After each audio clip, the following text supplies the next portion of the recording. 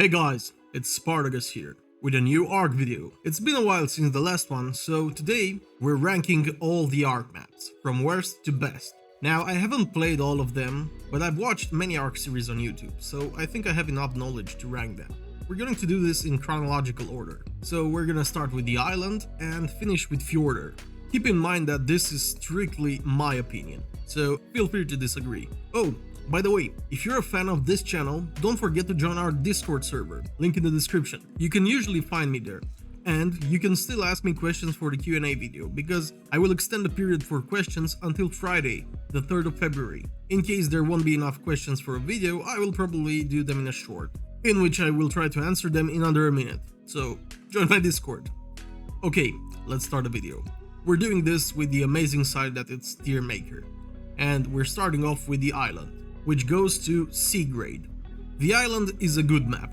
It was my first map and probably your first map too. And although is a great map for newer players because of its simplicity and smaller size, for more seasoned players it can be underwhelming with repetitive caves that can all be done with almost one creature, as we saw in this video, low level spawns, a lot of missing engrams, and boring ocean, with not much to explore underwater. You know what? This topic deserves its own video, so yeah, I'm going to make a video in which I try to address the mess that is the Ark Ocean. But if you're searching for the default Ark experience with only dinosaurs, this map will still deliver. Next we have Scorched Earth, which also goes to C tier. Scorched is a totally different experience, having to survive in a desert with heat and thirst being a big problem. Especially the weather system is quite annoying, even though I think it's necessary for this map. Another problem is that a lot of cool creatures are missing, such as the Spino, Sarcope, Pteranodon, but in all fairness, Scorched Earth brought some awesome creatures, like the Morellatops, the Phoenix, and those precious Wyverns. Another problem is that it feels quite small, with only a boss fight and 3 artifacts to collect. The boss fight in itself is a bit annoying due to the Manticore's ability to fly. So yeah, not a lot of positives. Now, if you're a big fan of the Wild West, this map is top 3 for you. But personally, I'm all about variety. Moving on to the next map, the Center, which, if I think about it, was released before Scorched Earth. A bit of a mistake by me. But this map goes to the top of C tier. You can consider this map as the Island Plus. It has the same creatures and biomes as the island, but it's much easier to find high level creatures. Basically, the map takes everything good from the island and turns them up a notch, with much better sights, caves, and the cool center of the Earth concept. I really enjoyed my playthrough on the center, even though starting in the snow biome was not the most enjoyable experience, if you know what I'm talking about. But I have to admit, the map has its limitations, with newer maps having way better looking textures and being a lot more diverse. You can make some arguments that the map deserves a B tier ranking, but I think top of C tier is okay. Next, we have the all-time favorite, Ragnarok. And yeah, as you might have expected, this goes to S tier. This was the first map that basically combined different maps in one. In this case, the island and Scorched Earth. The map is big, it has a lot of variety, plus some of the most loved creatures in the game, such as the Wyverns and of course the Griffin. With really diverse caves for you to explore with friends, ranging from mini-bosses that guard the artifacts to puzzle-solving caves, it really made both the single player and the multiplayer part of the game much more enjoyable. Plus, it's a Viking-inspired map, and I love Vikings. The ocean is still not amazing, but it's okay, so yeah, the first map that deserves the S tier rank. Next, we have Aberration. This one is hard, but it's again an S tier. Aberration is a breath of fresh air for ARC players, which is strange because the whole theme of the map is a world affected by radiation to the point that it's only safe to live underground. But jokes aside, the map is amazing. It's not large, but the bioluminescent world takes the concept of quality over quantity to a whole nother level. And if the beauty of the landscape was not enough, check out the aberrant creatures. They look amazing. Plus, the creatures introduced with the map are some of the best in the game. The Reaper, the Karkinos, the Rock Drake, etc. And of course, we have to mention the awesome boss battle at the end, the first encounter with Rockwell. I've mentioned on multiple occasions that I haven't played the map, but I've watched a few playthroughs on it, and those alone were enough to convince me to place the map at S tier. Following the futuristic hazardous map comes the post-apocalyptic map, Extinction. And this is another hard one, but for me it goes to B tier. And it comes to the fact that I'm not that big on tech in Ark, and this map is the first one that is mostly focused on tech. It is a huge map with a lot of biomes and threats, such as the corrupted creatures, with a great loot drop mechanic and of course, titans, which are super cool to both tame and kill. Plus, the hardest boss fight in the game against the King Titan. And it's the first map where the Giga is actually useful in single player.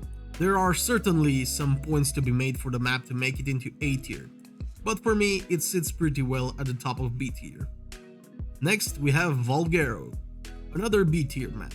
I haven't really played that much Valguero. It's a big map with a lot of Ragnarok vibes. It introduced one of the coolest creatures in the game, the Deinonychus, and some cool concepts like the world roaming boss and the underwater ocean. What? Underwater ocean? I meant underground ocean. Plus, it has an Aberration cave. But even with all of this, because of its size, the map feels quite empty at times. And also, it lacks both the Poison Wyvern and the Lightning Wyvern, with the former being my favorite. Certainly better than all the maps in C tier, but I don't think it's better than Extinction. The boss fight is cool, facing the Dragon, Manticore and Megapithecus at the same time. I don't know, maybe I haven't played enough of this map, so feel free to disagree. Okay, moving on to the Genesis pack. Oh boy, Genesis Part 1. D tier.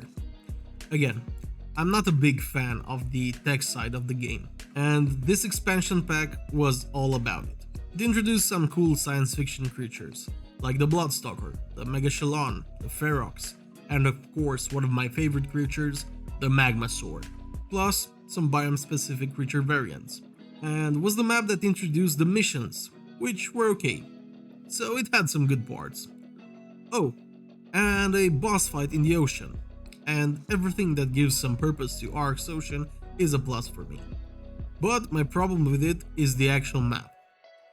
I get that it has to be a simulation, but it feels like the devs took the lazy way out and just randomly generated the biomes, and instead of having to combine them into a map, they just placed some borders and you have to teleport between them. Not cool in my opinion.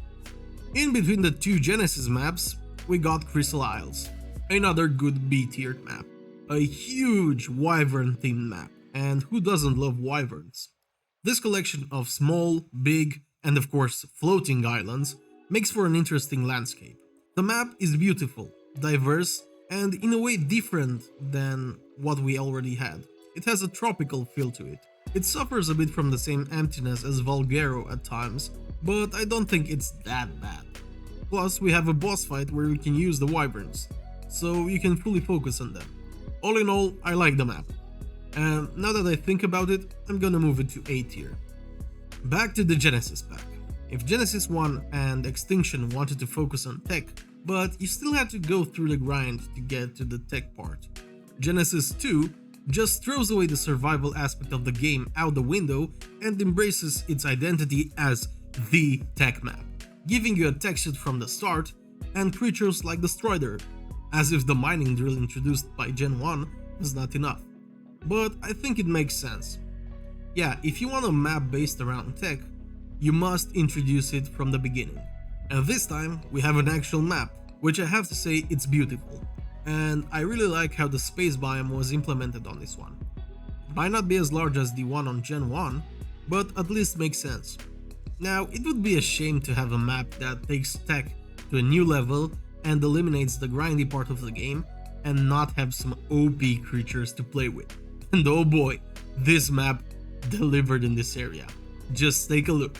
The Maywing, the most OP starter mount. Shadowmane, the most OP battle mount. The Astrodelphis, the most OP flyer. Nogling, the most OP shoulder pad, at least for PvP. And the aforementioned Strider. It's an A+ for me. Moving on. After all this tech, we finally get back to a traditional map, Lost Island. This is another tricky one. I feel like it's Ragnarok Plus. I mean, this map has everything. Jungle, desert, snow, ocean, cliffs, mountains, trenches, volcano, aberrant cave, etc. Plus, it's huge. I think even larger than Crystal Isles. But most importantly, it offers a genuine old school Ark experience. It has some cool exclusive creatures, with the Sign of Macrobes being my favorite, and some nice caves for you to explore. Plus, I like the Mesoamerican theme of the map. I don't have too much to say about this map, other than that it's an S tier, and maybe a bit overlooked in favor of older maps, mainly because of nostalgia. I myself wasn't able to properly enjoy the map when it was released on official, because of something that stole my attention completely. And that something was the map Fjordur. It was teased at the end of the trailer for Lost Island, and I just couldn't wait to play it as an official map. Have I mentioned that I like Vikings and Norse mythology? Well, that's the theme of this map. Apart from the desert, it has everything, including a lunar biome cave. Plus, it has 90% of the best creatures available in Ark. It's like the rich kid that gets to play with all the best toys. And besides the main map, you also get to play across 3 other realms of Norse mythology, each with its own guardian that you have to defeat, in order to then face the 3 original guardians of the island, and then you can finally face the final boss, the Fenrisul. Oh man, I love this name, Fenrisul. The ocean part of the map might not be amazing, but everything else is, in my opinion. I mean, it's inspired by Lord of the Rings, so how can it not be awesome? Even the trailer for the map was the best ever. It really hyped up the map in my opinion. And oh boy, Fjordur delivered. Top of S tier, no question. This is my favorite map in Ark Survival Evolved. But feel free to disagree in the comments. How would you rank the maps, and what's your favorite map in the game? And if you're just a beginner that wants to know what map he should play, check out this video. That's it for this one. My name is Spartacus, and I'll see you in the next one. Spartacus out.